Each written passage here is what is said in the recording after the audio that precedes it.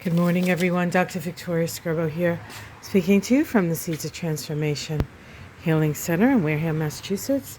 Today is Sunday, June 27th, or you may be listening to this in Australia, and in that case, it's Monday, June 28th, 2021, and the moon is in Aquarius all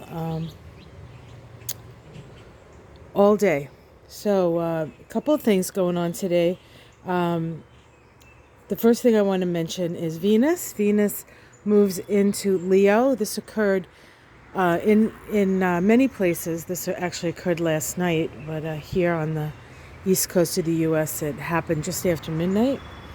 The Venus has been in Cancer, and of course, Cancer is a very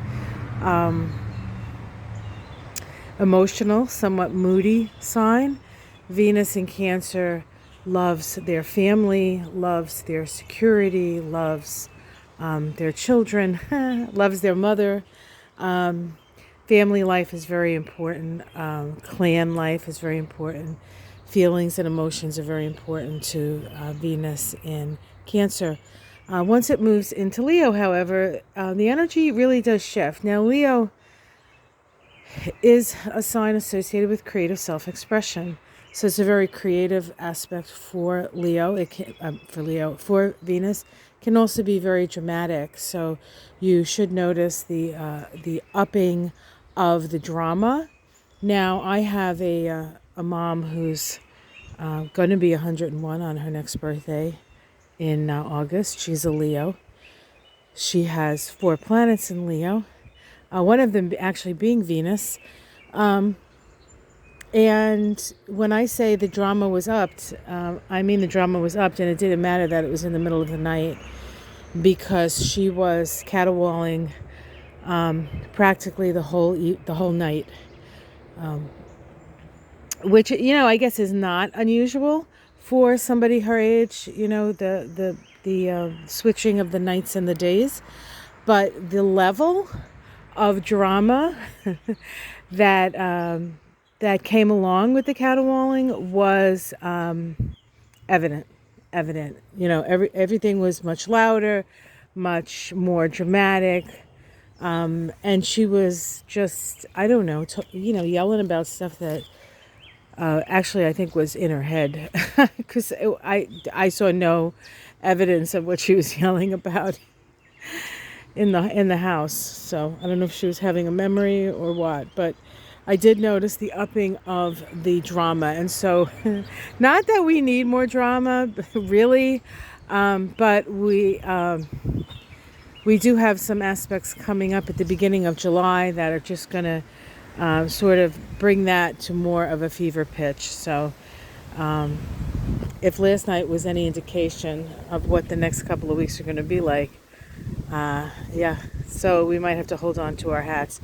That's my own personal experience, but you're going to experience this as well in the ways that you're going to experience it. So we'll see, right? We'll see what happens. The moon does make an opposition to Mars. Remember, Mars is in Leo. So now we have Mars in Leo, we have Venus in Leo. The 2 planets associated with relationship are now in Leo. And there will be a conjunction of Mars and Venus in Leo later in July, but not before both Mars and Leo go through the gauntlet of the Saturn Uranus square. So lots of changes between now and then. So we're looking at maybe a 2-week period here, or 2.5-week period, where I think the way we relate to one another is going to be pretty stunningly shifted, I think I want to say. All right, so what else is going on? The moon makes trine to its own north node. The Aquarius moon brings in a progressive, kind of scientific edge, and helping us inform us. North node in Gemini which is emotions, while reacting and responding while looking at the information that's coming in. And there's a lot of information coming in. The moon also makes a conjunction to Saturn, as it does each time it moves into Aquarius, because now Saturn is in Aquarius for 2.5 years. And it makes also a sextile to Chiron. We just had a Saturn Chiron sextile, the second of 3, a synodic cycle that began in 1966, actually, when those two planets came together in Pisces. It was at 24 degrees of Pisces, which is the same degree that Neptune is stationing retrograde. So an active degree, that 24th degree of Pisces at this time. Remember, Pisces is about compassion and healing and forgiveness. And this Chiron, Saturn Chiron sextile that we just had, and the Saturn Chiron sextile that is getting activated by the moon today, is asking us to think in a more progressive way so that we can be nicer to each other, be better to each other. That conjunction occurred in the middle of one of the more tumultuous times in our history, certainly in the United States history, and certainly world history, because that was right around the year 65 and 66, where Pluto and Uranus conjoined in Virgo, and really changed everything. So we're still vibrating from that, and we will continue to vibrate from that. Remember the squares between Pluto and Uranus that occurred from 2012 to 2015, 7 exact squares. Is connected to that conjunction as well.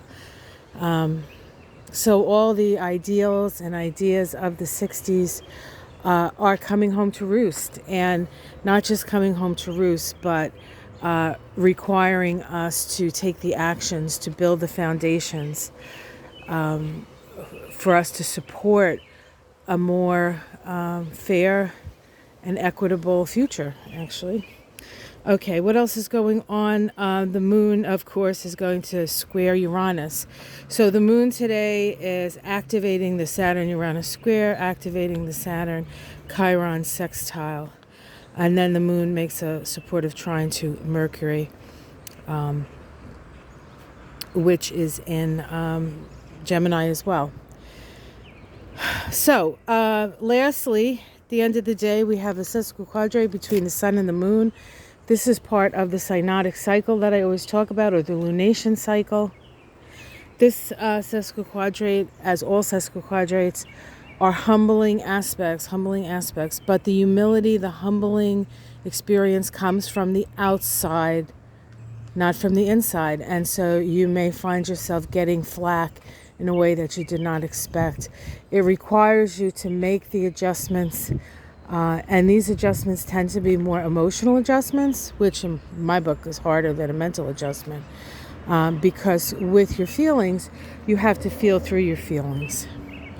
You have to feel through your feelings. You can't just, with your mind, you can change your mind, but your feelings you have to process. And so we might find that today's a little bit of a struggle when it comes to having to process some of our feelings. The fact that the moon is in Aquarius brings a mental sort of quality to that. But of course the sun is in Cancer, and that's very emotional. So we have some adjustments to make in the way we react and respond to life. All right, guys. Well, I hope you enjoyed that little walkabout. I didn't take you very far into the garden, but it still looks pretty nice. Just wanted to give you the long view, as it were.